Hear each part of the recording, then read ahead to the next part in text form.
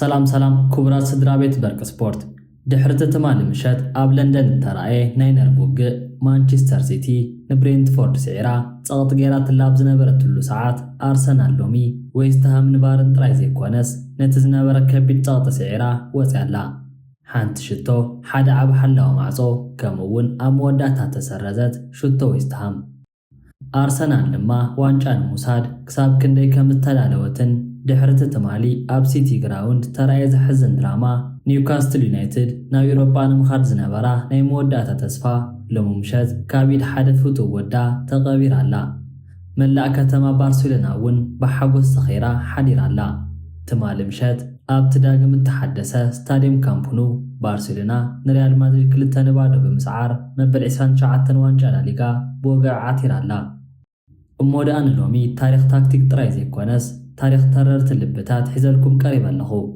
ازي برك سبورتيو حبيركم نزنحو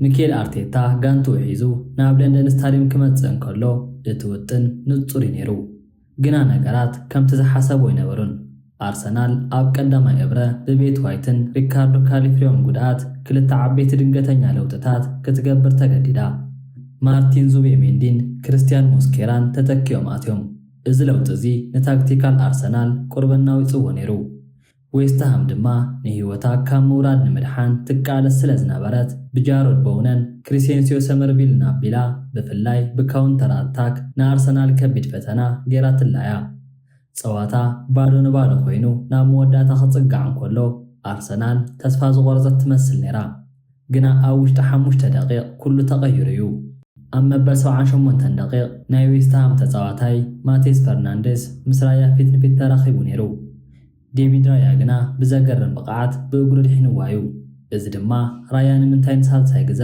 ወርቃዊ ጓንቲ ከም ተዓወተ ዘመስከረሉ እዩ አመበል 9 ደቂቅ ድማ ካለም ዊልሰን ንዌስትሃም ሽቶ መዝጊቡ ደገፍቲ ጨዲሮም ግና ቫር ክረአ በመግባር በመሰረት ተዓዘብቲ ተመርሚሩ ራያ ቢዱ ተጎቲቱ በመባል እታ ሽቶ ተሰሪዛ አርቴታ ድሕሪ ጸዋታ ኣብ ዝሃቦ ቃለ መሕተት ኣዝዩ ተሓጎሰ መስል ነይሩ እዚ ሰሙን እዚ ኣዝዩ ስምዒታዊ ነይሩ ራያ ሎሚ ዝገበሮ ድሕነት ታሪኽ እዩ ዌስትሃም ንህይወታ ትቃለስ ነይራ ግና ተጻወተይ ድልውነቶም ኣርዮም እዮም እታ ተሰረዘት ሽቶ ድማ ትኽክለኛ ውሳኔ ነይሩ ምኽንያቱ ኣብ ልዕሊ ሓላዊ ማዕጾ ጌጋ ተፈጺሙ ይክብል ተዛሪቡ ደገፍቲ ዌስትሃም ግና ብውሳነ ዳይና ክሪስ ካቫናች ኣዝዮም ተቆጢዖም እዮም ብልሽውናዩ እናበሉ ድማ ኣብ ማሕበራዊ ሚድያ ይገልጹ ኣለዉ በዛ ዓወት እዚ ኣርሰናል ንፍልሊ ምስ ማንቸስተር ሲቲ ናብ 5 ነጥብ መሊሳቶላ ሲቲ 74 ነጥብ ኣለዋ ግና ኣርሰናል ሕጂ ዋንጫ ኣብ ኢዳ እዩ ዘሎ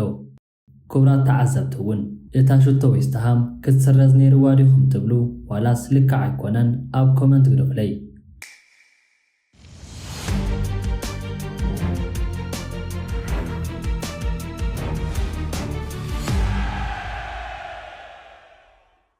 ድሕርቲ ተማሊ ኣብ ሲቲ ግራውንድ ተራይ ዝሕዘን ድራማ ኒውካስትል ዩናይትድ ናብ ኤውሮጳ ንምኻድ ዝነበራ ናይ መወዳእታ ተስፋ ሎሚ ምሸት ካብ ኢድ ሓደ ፍቱ ወዳ ተቐቢራላ ሓደ ካብ ኒውካስትል ተባረረ ግና ልቡ ገና ጸሊምን ጻዕዳን ዝኾነ መንሰይ ኤሊዮት ኣንደርሰን ንኒውካስትል ናይ ሞት መውጋእቲ ወቂዕዋ እዩ ኤዲ ሃው ሎሚ 4-3-3 ተባህለ ስሩዕ ኣስተላልፉ ሒዙ ይመጽዩ ይኹን እምበር እቲ ዓብ ዘገርም ነገር አንቶኒ ጎርደን ብኻልኣይ ተኸታታሊ ጸዋታ ኣብ ዓራት ቤንች መቕማጡ እዩ ኒውካስትል ኣብ ቀዳማይ ዕብረ ብብሩኖ ጊማሬሽን ጃኮብ ራምሴይን ኣቢሉ ነቲ ጸዋታ ክትቆጻጸሮ ጸኒሓያ ኖቲንግሃም ፎረስት ግና ብቪክቶር ፔሬራ ተመርሐት ጸቢብ ምክልኻል ብምግባር ለኒውካስትል ዕድል ከሃበ ተጨኒቐታ ኒውካስትል ኩዕሶ ትሕዝ እምበሪ እቲ ናይ መወዳእታ ውሳነ ግና ይጎድላ ነይሩ እቲ ጸዋታ ክሳብ መበል 70 ደቂቕ ባዶ ንባዶ ኮይኑ ጸኒሑ እዩ ግና ኒውካስትል ሓንቲ ብሩህ ተስፋ ረኺባ ነይራ ኣብ መበል 74 ደቂቕ እቲ ተለዋጣይ ተጻዋቲ ሃርቪ ባርንስ ካብ ራምሴይ ተዋህበቶ ኩዕሶ ብምጥቃም ብሉጽ ሽቶ መዝጊቡ ኣብ ተሰዓት ደገፍቲ ኒውካስትል ናብ ኤውሮጳ ንኸይድ ኣለና ኢሎም ጨዲሮም ነይሮም ኣብ መበል 88 ደቂቕ ግና ጸዋታ ክዛዘም 2 ደቂቕ ተሪፍዎ እንከሎ እቲ ናይ ቀደም ኒውካስትል ተጻዋታይ ኤሊዮት ኣንደርሰን ካብ መካት ተቐበላ ኩዕሶ ብምጥቃም ንኒውካስትል ሽቶ መዝጊቡላ። ኣንደርሰን ሽቶ ምስ ኣተወ ኣይተሓጎሰን። ብኣንጻሩ ርእሱ ኒኑ ይሓዚኑ። እዚ ድማ ነቶም ዘዕበይዎ ደገፍቲ ዘለዎ ክብሪ ዘርኢ እዩ። ኤዲ ሃው ድሕሪ ጸወታ ኣብ ዝሃቦ ቃለ መሕተት ልቡ ከም ተሰብረ ኣይሓበአን እዩ። ኤሊዮት ኣንደርሰን ንምሻጥ ዝወሰድክዎ ውሳነ ኣብ ህይወተይ እቲ ዘኸበደኒ እዩ ነይሩ። ሎሚ ንሱ ሽቶ ምስ ኣተወልና ብሓቂ ተሰሚዐኒ። እቲ ጸወታ ክነሸንፎ ነይሩና ግና ዕድል ኣይነበረናን ኢሉ ብዛዕባ ኣንቶኒ ጎርደን ምስ ተሓተተ ድማ ካብ ጉድኣት ይምለስ ስለ ዘሎ ምዃኑ ገሊጹ። ይኹን እምበር ባየር ሙኒክ ምስ ጎርደን ዝድርብ ከም ዝጀመረት ዝወፁ ዜናታት ንደገፍቲ ኒውካስትል የጨንቖም ኣሎ። በዚ ውፅኢት እዚ ኒውካስትል ኣብ መበል 13 ደረጃ ብ45 ነጥቢ ተቐርቂራ ኣላ። ናብ ኢሮጳ ንምሕላፍ ዝነበረ ሕልሚ ሕጂ ብወግዕ ተዛዚሙሎ። ኖቲንግሃም ፎረስት ግና እዚ ነጥቢ እዚ ኣብ ፕሪምየር ሊግ ንኽትጸንሕ ዓቢ ውሕስነት ኮይኑዋ ኣሎ። መላእ ከተማ ባርሴሎና ብሓጎስ ሰኺራ ሓዲራ ኣላ። ትማሊ ምሸት ኣብቲ ዳግም ተሓደሰ ስታድየም ካምፕኑ ባርሴሎናን ሪያል ማድሪድ 2-0 ብምስዓር መበል 29 ዋንጫ ላሊጋ ብወግዕ ዓቲራቶላ። እቲ ዘገርም ግና እቲ ዓወት ጥራይ ዘይኮነስ እቲ ጸወታ ተኻየደሉ ኩነታት እዩ።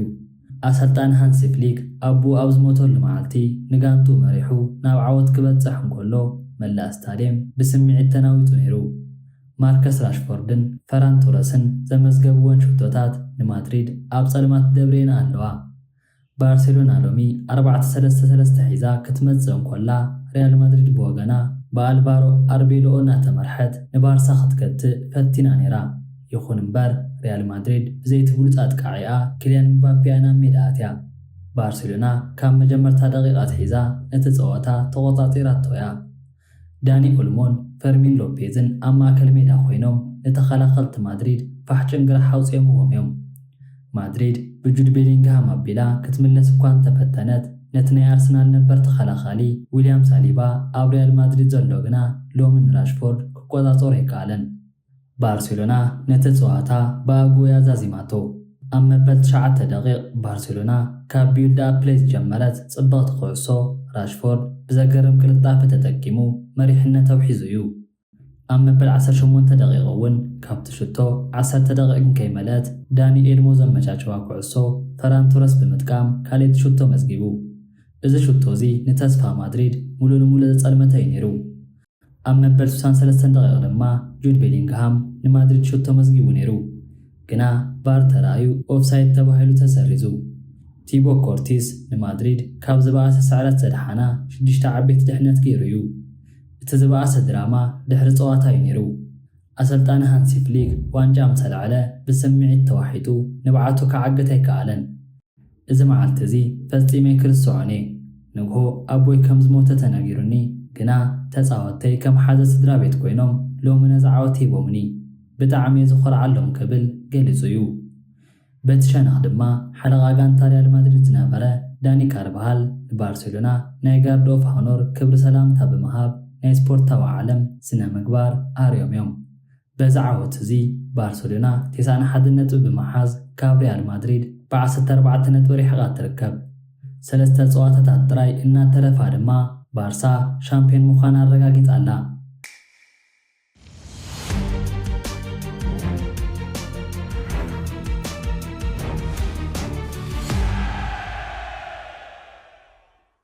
ትሮሳርድ ኣብ ሜዳ ሽቶና መዝገበ ንኣርሰናል ይሐጉስ እኳ እንተሃለወ ኣብ ውልቃዊ ህይወቱ ግና ከቢድ ህቦብ ላይ ሃርሞ ከም ዘሎ ዴይሊ ሜል ጸብጺቡሎ። ከም ጸብጻብ ዴይሊ ሜል ትሮሳርድ ምስ በዓል ቤቱን ኣደድቁን ብኸቢድ ተባይሱሎ። በዓልቲ ቤቱ ናይ ቃል ኪዳን ቀለበት ኣውፅያ ብምድርባይ ቤቱ ገዲፋቶ ከም ዝወፀት ተፈሊጡሎ። ንሱ ጥራይ ዘይኮነስ ኣብ ማሕበራዊ ሚድያታት ዝነበሩ ናይ ትሮሳርድ ፎቶታትን ንሱ ዘተኣሳስርዋ ነገራትን ኩሉ ደምሲሳቶላ። ኣርሰናል ንዋንጫ ብትቃለሰሉ ዘላ ወሳነ እዋን እዝኒ ሓዳር ቅልውላው ንትሮሳርድ ዓብ ናይ ስነ ልቦና ጸቕጢ ክፈጥረሉ ይኽእል ተባሂሉ ይስግኣሎ። ማንቸስተር ዩናይትድ ንተኸላኸለ መስመር ማእከል ንምጥንኻር ናብ ኢጣልያ ኣዒንታ ኣውዲቓላ። እቲ ንኣትላንታ ኣብ ኢሮፓ ሊግ ዓብ ዓወት ዘምፀአ ብራዚላዊ ኮኸብ ኤደርሰን ዶስ ሳንቶስ ሎሚ ካብ ዝኾነ ዋን ላዕሊ ናብ ኦልድ ትራፎርድ ይጽጋዕ ኣሎ። ከም ጸብጻባት ዝሕብርዎ ኣብ መንጎ ዩናይትድን ወከልቲ ዝወዲ 16 ዓመት ተጻዋታይን ካብ ዝሓለፉ ሰሙናት ጀሚሩ ናይ ስምምዕ ዝርርብ ይካየድ ኣሎ። እቲ ዝገርም ነገር እቲ ናይ ዩናይትድ ቴክኒካዊ ዳይሬክተር ጄሰን ዊልኮክስ በቲ ተጻዋታይ ኣዝዩ ከም እተመሰጠ እዩ። ወኪሉ ኣንድሬ ኩሩ እውን እቲ ዝውውር ቀልጢፉ ንኽዛዘም ኣብ ክለብ ኣትላንታ ዓቢ ጸቕጢ ይገብር ኣሎ። እዚ ሓያል ማእከል ብ45 ሚልዮን ዩሮ ኣቢሉ ናብ ዩናይትድ ክሰጋገር ትጽቢት ይግበር። ኤንደርሰን ምስ ኮቢ ማይኑን ብሩኖ ፈርናንደስን ኮይኑ ንማእከል ሜዳ ዩናይትድ ክቕይሩ ይኽእል ይኸውን ሓሳብኩም ኣብ ኮመንት ግድፍለይ።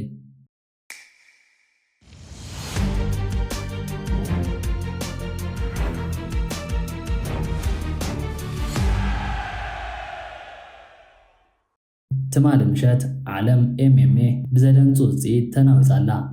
እቲ ዛኪት ተሳዒሩ ዘይፈልጥ ጭንቂ ተባሂሉ ዝፍለጥ ካምዛ ቺማዮቭ ሎሚ ኣብ ቅድሚ ሾን ስትሪክላንድ ተንበርኪኹ። ሾን ስትሪክላንድ ንኹሉ ግምታት ብምፍሻል ብኽልተ ድምፂ ኣንጻር ሓደ ተዓዊቱ። ሓድሽ ናይ UFC ሚድልዌይት ሻምፒዮን ኮይኑ ኣሎ። እቲ ጸዋታ ን5 እብርታት ተቐጸለ ናይ ነርቭ ውግኢ ነይሩ። ቺማዮቭ ኣብ ቀዳማይ እብሪ ብዘለዎ ልሙድ ናይ ሬስሊንግ ብቕዓት ንስትሪክላንድ ከጨንቆ እኳ እንተፈተነ ስትሪክላንድ ግና ብዘገርም ተጻዋርነትን ናይ ኢድ ስትሪኪንግ ነቲ ጸዋታ ክቋጸሮ ኪሉ እዩ። ቺማዮቭ 9 ግዜ ቴክዳውን ናብ መሬት ሙዳቕ እንተገበረ እኳ ስትሪክላንድ ግና 123 ጽሩያት ማረምቲ ብምምዝጋብ ካብ ቺማዮቭ 98 ብልጫ ነይርዎ። ኣብ መወዳእታ ዳያኑ 48-47 47-48 48-47 ዝኾነ ውጽኢት ንስትሪክላንድ ዓወት ሂቦምዎ። በዛ ዓወት እዚ ስትሪክላንድ ንኻልኣይ ግዜ ናይ ዝኽብሪ ወናኒ ክኸውን እንከሎ ንቺማዮቭ ድማ ኣብ ታሪኹ ናይ መጀመርያ ስዕረት ኣጥዒምዎ ኣሎ። ቺማዮቭ ድሕሪ ጸዋታ ናብ ዝለዓለ ክብደት ክሰጋገር ከም ዝደሊ ሓቢሩ ኣሎ።